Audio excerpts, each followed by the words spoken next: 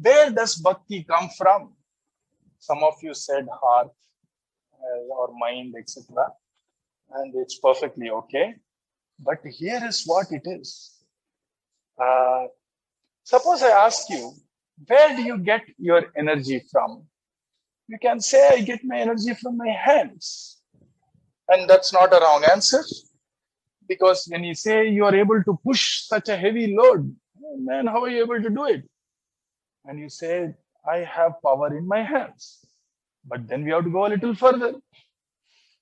Where do you get this power in your hands?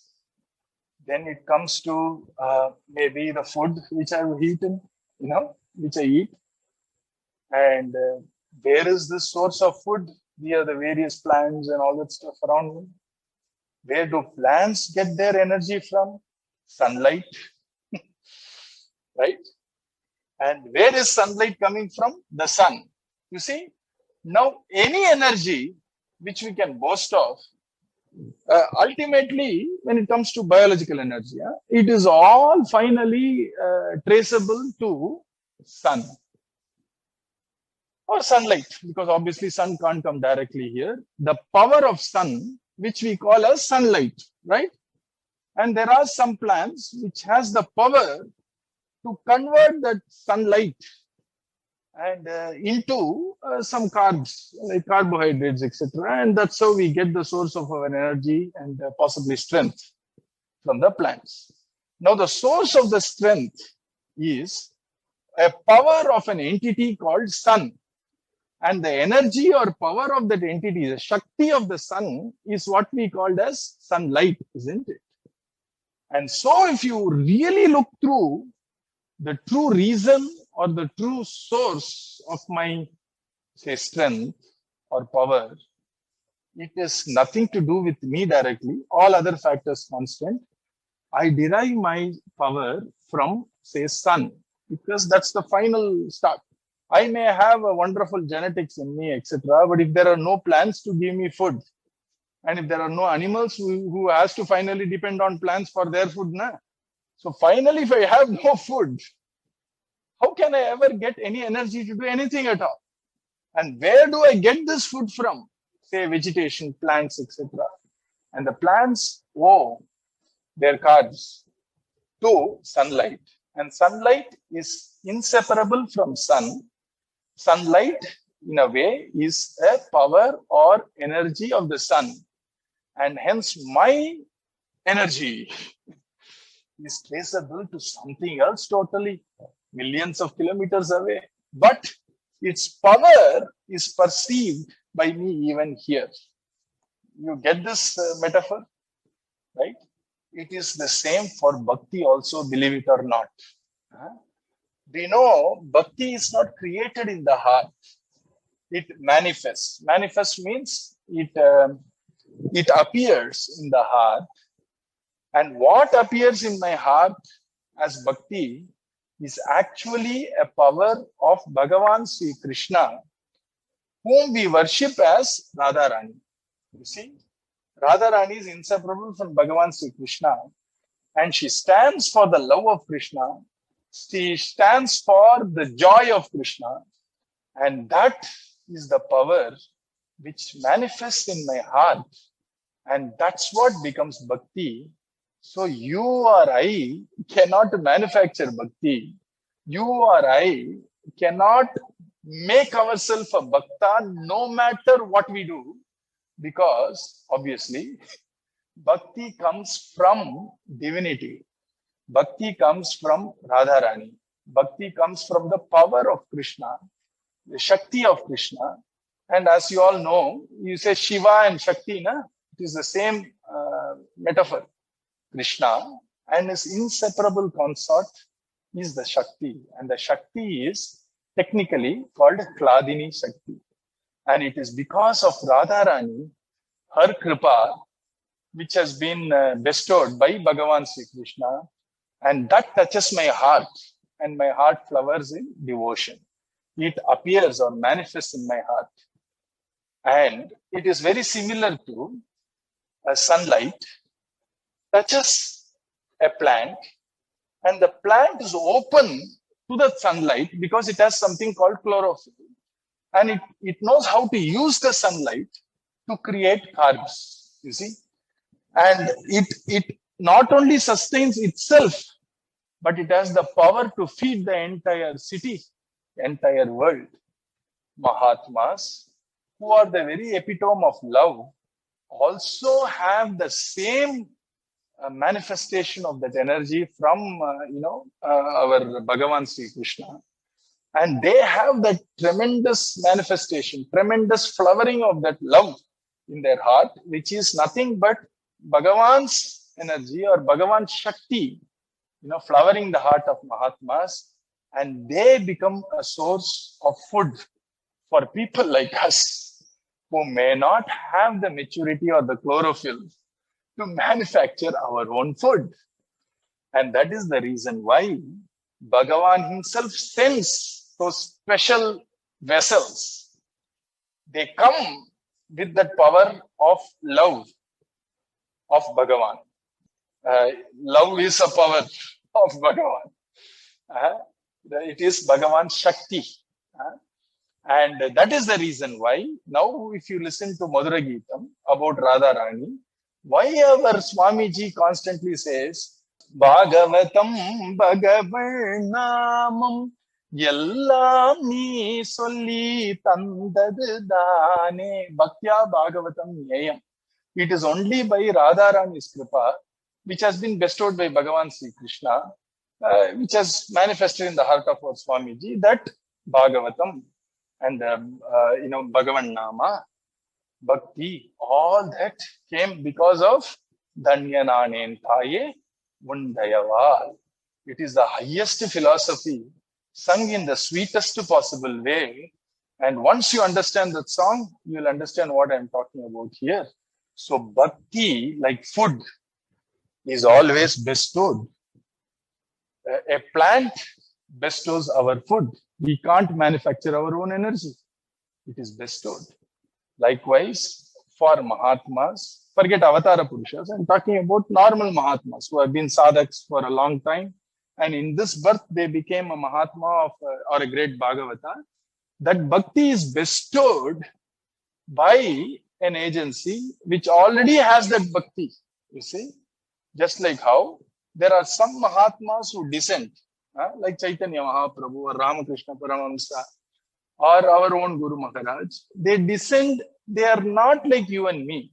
Just like how Tulasi Devi is not like any other plant, or this Ashwatha tree is not like any other tree, or our monkey is not like any other animals, cow is not like any other animal. Like that, Garuda is not like any other bird. I know in America you'll be very happy to hear that. And that is what differentiates them from similar looking other species of their kind. Likewise, a Mahatma and Avatara Purusha may look, eat and talk like us, but they are very different. Na? The difference is not in their power and all that. Difference is in their capacity to hold that manifestation of the divine energy called love, prema, bhakti in their heart. Not only do they find joy, delight, and nourishment for themselves, like plants, they use sunlight for their own food. Na? Plants don't look for other plants to eat. Sunlight feeds them and they feed the world in turn. Likewise, the same Radharani, the same energy of Bhagavan Sri Krishna called Kladini, which is what manifests in the heart of humans or people who descend as humans, and it becomes prema, it becomes bhakti. And not only they find delight in it, they find fulfillment in it, but like plants, they have the power to feed us spiritual food in form of prema and elevate us also, thereby transferring that energy from sunlight to us in form of energy for us to move chair, table, etc.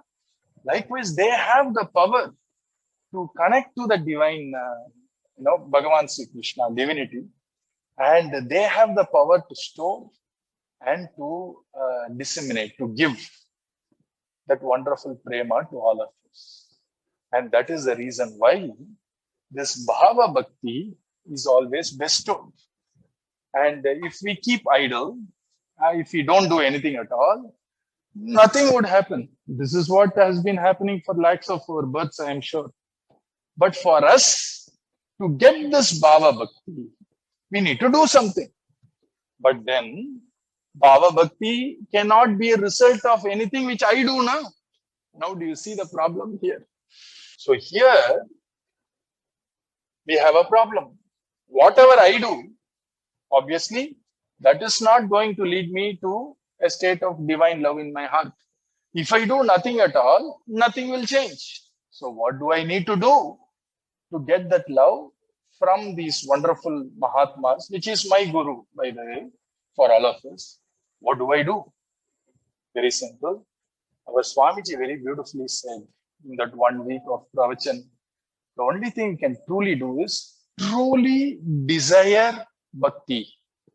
And out of the desire for bhakti, whatever possible, let us do with our senses, without losing sight of desire for divine love in our heart. So when you are reading your 1 page or 1 chapter of Bhagavatam every day, with a very clear intention, I'm reading this. And I'm reading this to actually please my beloved Guru Maharaj, so that he will bestow me love for Bhagavan, which is what makes me full. I'm sure by now you realized when there is love and joy in the heart, nothing even comes close to that sense of, what do you call it? Actualization. It's a very poor word, but for lack of better word in English, the sense of fulfillment, the sense of joy is complete when there is love in our heart for Bhagavan, you see.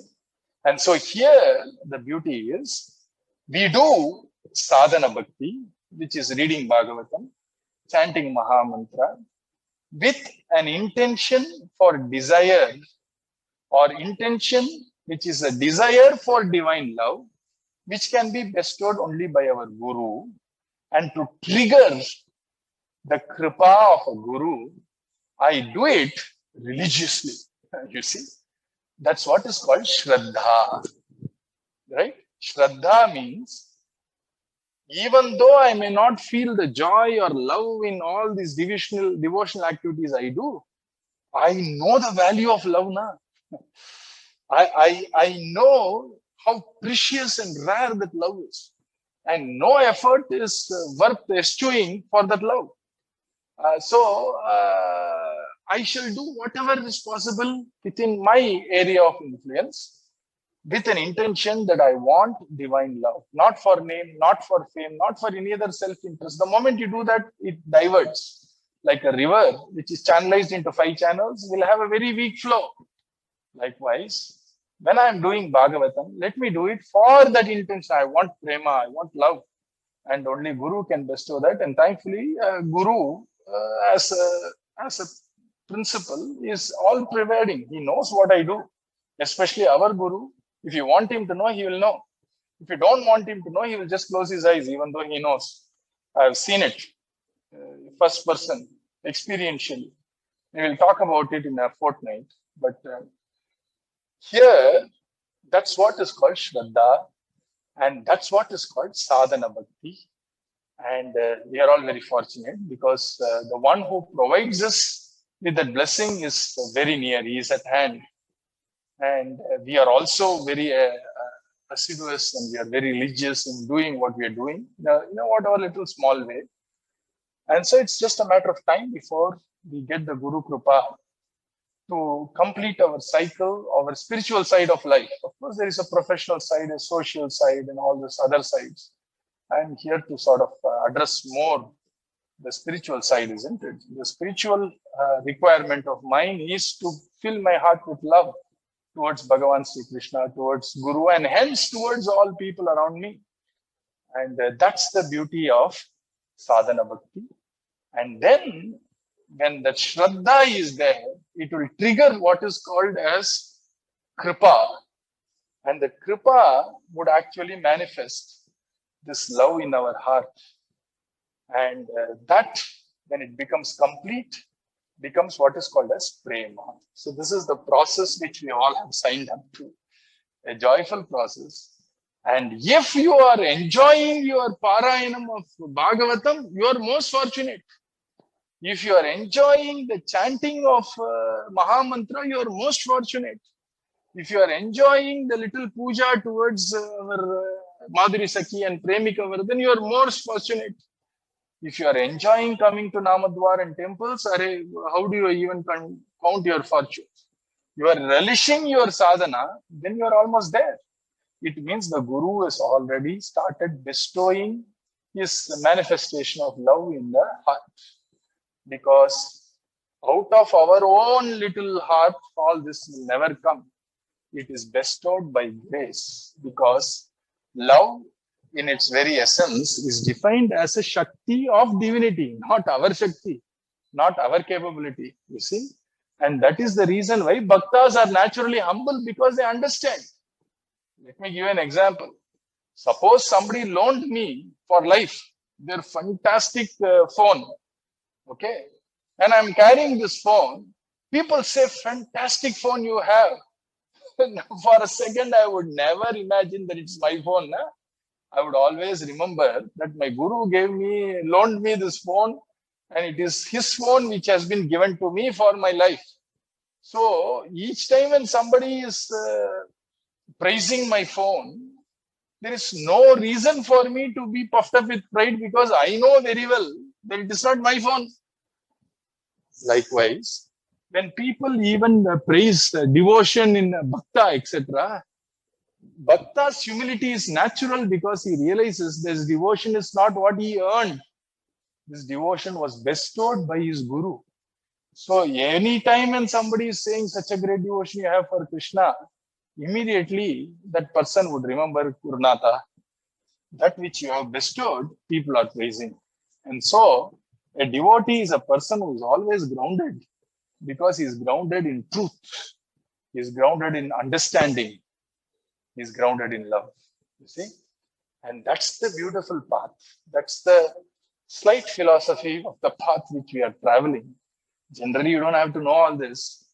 But for us to sustain in the path, because all of you are so much trained, whether you are from India or Europe or Middle East or America, all of us are trained to first understand, then accept, then embrace, then assimilate, and then actually get the fruits of an act, you see.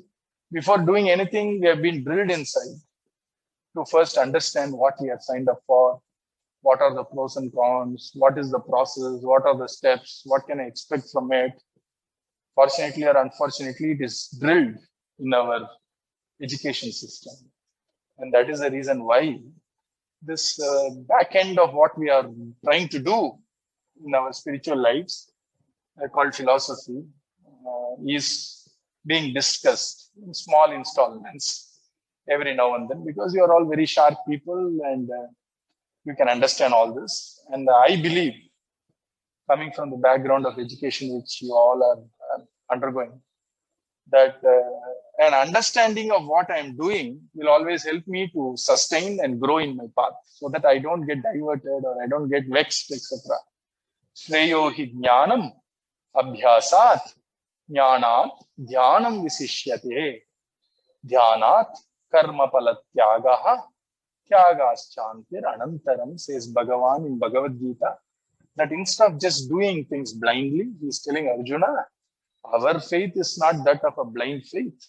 Ours is a faith which is reinforced by conviction, which comes from understanding why we do what we do.